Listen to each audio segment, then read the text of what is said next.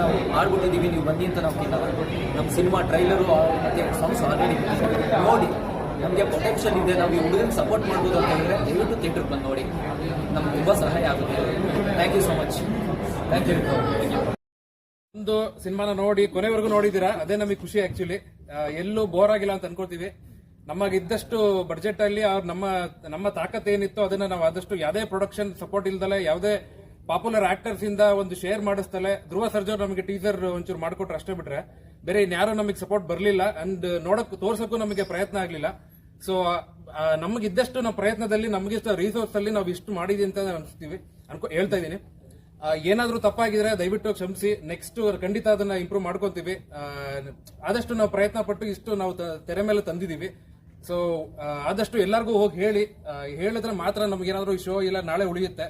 ಎಲ್ಲರೂ ಅದನ್ನೇ ಹೇಳ್ತಾರೆ ಆಬ್ವಿಯಸ್ಲಿ. ಸೊ ನಾವು ಹೇಳಬೇಕು. ದಯವಿಟ್ಟು ಆದಷ್ಟು ಫ್ರೆಂಡ್ಸಿಗೆ ಹೇಳಿ. ಪ್ರಯತ್ನದಲ್ಲಿ ನಮಗಿಷ್ಟ ರಿಸೋರ್ಸ್ ಅಲ್ಲಿ ನಾವು ಇಷ್ಟು ಮಾಡಿದೀವಿ ಅಂತ ಅನಿಸ್ತೀವಿ ಹೇಳ್ತಾ ಇದ್ದೀನಿ. ಏನಾದ್ರೂ ತಪ್ಪಾಗಿದ್ರೆ ದಯವಿಟ್ಟು ಕ್ಷಮಿಸಿ. ನೆಕ್ಸ್ಟ್ ಖಂಡಿತ ಅದನ್ನ ಇಂಪ್ರೂವ್ ಮಾಡ್ಕೊಂತೀವಿ. ಆಗಿಲ್ಲ ಅಂತ ಅನ್ಕೋತೀವಿ. ನಮಗಿದ್ದಷ್ಟು ಬಡ್ಜೆಟ್ ಅಲ್ಲಿ ನಮ್ಮ ತಾಕತ್ ಏನಿತ್ತು ಅದನ್ನ ನಾವು ಆದಷ್ಟು ಯಾವುದೇ ಪ್ರೊಡಕ್ಷನ್ ಸಪೋರ್ಟ್ ಇಲ್ದಲೆ, ಯಾವುದೇ ಪಾಪ್ಯುಲರ್ ಆಕ್ಟರ್ಸ್ ಇಂದ ಒಂದು ಶೇರ್ ಮಾಡಿಸ್ತಲೆ, ಧ್ರುವ ಸರ್ಜಾ ಸಪೋರ್ಟ್ ಮಾಡಿ. Thank you ಬಂದವ್ರಿಗೆಲ್ಲರಿಗೂ.